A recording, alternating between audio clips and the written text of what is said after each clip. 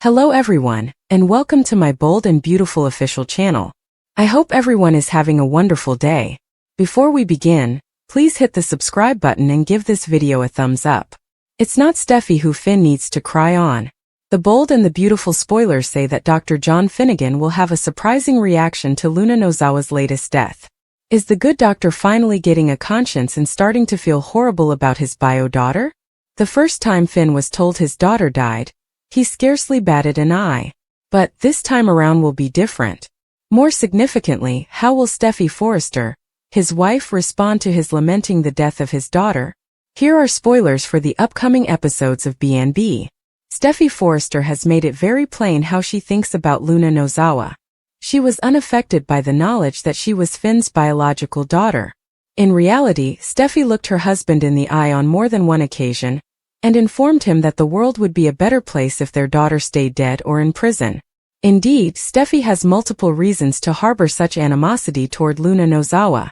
But when does she go too far? Spoilers indicate that Steffy will remain unconcerned about Finn losing his daughter, which will start to strain the once stable relationship. For some time now, the bold and the beautiful rumor mill has been hinting to problems in paradise at the Shin house.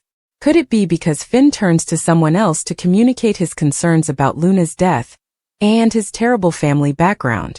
Fans have conjectured that Finn and Bridget Forrester would develop romantic feelings for one another. Maybe Finn begins confiding to her at work since his wife won't give him a shoulder to cry on. Do you believe Steffy is acting coldly?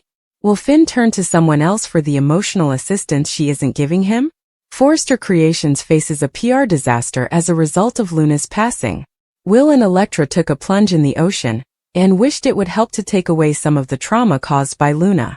Will got a text alert regarding Luna's situation as they were unwinding. When the media became aware of the incident, it began to cover it constantly. Will and Elektra were frustrated as they listened to a deluge of texts about Luna that were arriving on his phone. Online rumors questioned whether Luna's death was connected to the Forrester family. Will dismissed it, but he couldn't get Luna's devastation of their lives out of his mind. When Will's phone rang again, it was Katie asking how he was doing. He praised Elektra as his confidant when his parents questioned how he was doing. If Taylor required professional assistance to deal with the severe trauma he experienced, Katie volunteered to bring him in. Elektra was Will's ray al rock, even though he appreciated their efforts to check in. Will was appreciative of the beach house as a present, but he found it difficult to put the chaos Luna had made there behind him. When he thought about his new house, all he could think of was how she almost killed Liam and Sheila. Elektra acknowledged this, but she reminded Will that they were too resilient to be shattered by Luna or her deeds, and she was happy that they survived largely unharmed. Someone texted Elektra claiming to be the cause of the collision that killed Luna. Elektra was shocked to learn that someone had contacted her, and how they had obtained her phone number.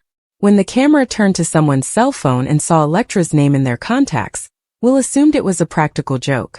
The message said, "I am the one who ran over Luna." Due to residual stress from Luna, Bill didn't get much sleep the night before. Katie was relieved that Luna had died during the manhunt. She was concerned that Will would not have had time to understand what had happened, but Bill reassured her that they would support their son when he was ready to deal with the trauma.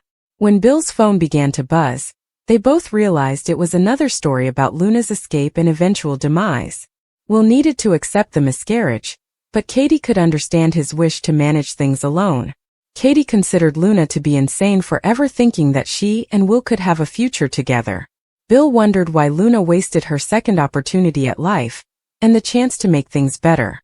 Rather, she ruined Will's life.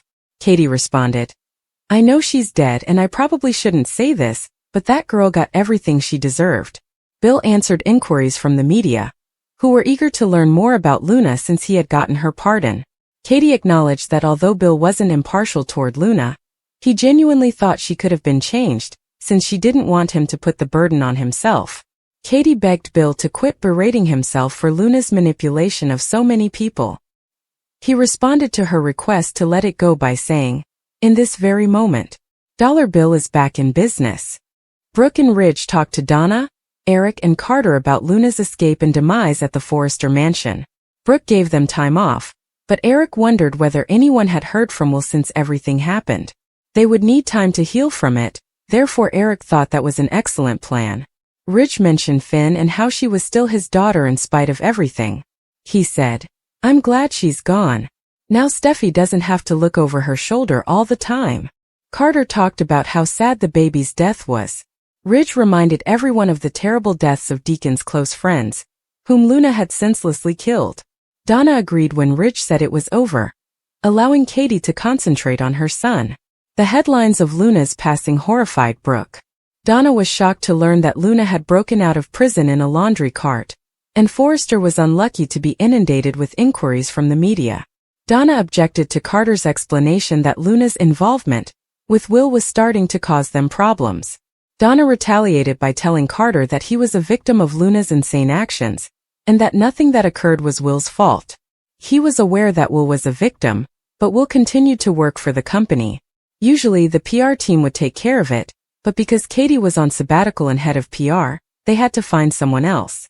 In order to protect their company from the bad backlash, Ridge urged everyone to come into the office and begin picking up the debris. When the Forrester team got back to the office, Carter introduced everyone to Robin, who was basically a cleanup crew for damage control. This was not a situation where the corporation would benefit from publicity. Her primary objective was to change the public's opinion of the company's role in Luna's horrible crimes. In order to recruit Robin and her PR firm to Forrester Creations, Ridge signed a contract. But Katie showed up right away, not realizing that her role had changed. Katie talked about Luna's PR disaster, but the business was well aware of it. When Ridge revealed that they had hired an outside firm to clean up the PR problem, Katie's mouth fell open. When they hired someone else to perform the task she had previously excelled at, she was totally taken by surprise. The business believed it would relieve Katie, who was under a lot of stress. Although Katie acknowledged the worry, she asked for some solitude from Carter and Ridge and asked to speak with Brooke and Donna alone. Katie acknowledged that she was feeling overwhelmed by her stress, but she had to persevere for Will. She was thankful for their love, and was assured by Brooke and Donna that they would always be there for her. Dylan confesses Katie and Electra's mystery. Death aftermath. Katie clarified, "Luna's dead, and she'll never be able to hurt anyone ever again. But the damage is done. Will's life will never be the same. None of our lives will ever be the same." Spoilers for The Bold and the Beautiful are in. Fans may anticipate Dylan returning with a confession in tomorrow's episode. Meanwhile, the murderer of Luna Nozawa begins sending Katie Logan and Electra Forrester enigmatic text messages. Let's discuss the upcoming events in the CBS soap opera as you continue to read.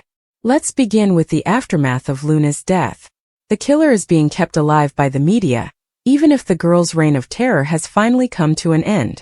The media continues to call Bill Spencer and Forrester Creations, seeking answers. The question of who struck Luna with their vehicle is another enigma. To deal with the Luna disaster, Forrester Creations has also hired an independent public relations team. The girl used to work as an intern at Forrester Creations. Both Will Spencer and his mother are employed there. Thus, this will be widely covered by the media. Fans remember Will and Electra talking about Luna's passing. The girl then received a text message from someone who said they had murdered Luna. Will and Electra will find it more difficult to move past the Luna problem as a result. What do they desire, and who is this person? Is this blackmail or a confession? According to spoilers for tomorrow's episode of The Bold and the Beautiful, Electra won't be the only one receiving enigmatic texts. Katie appears to begin receiving them as well. Both women will be alarmed by these texts. Is Remy Price the texter? I don't think anyone else would be concerned about Luna's passing.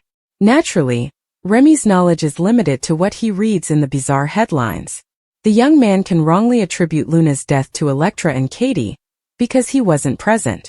Additionally, there is Electra's unexpected guest. Dylan appears at Forrester Creations in the weekly preview video. The young lady teaches art to Hayes Forrester Finnegan.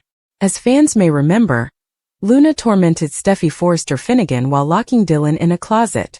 What is this major confession then? Is Dylan the one who murdered Luna? If so, why don't you just tell the police? Or would the girl be concealing something even more significant?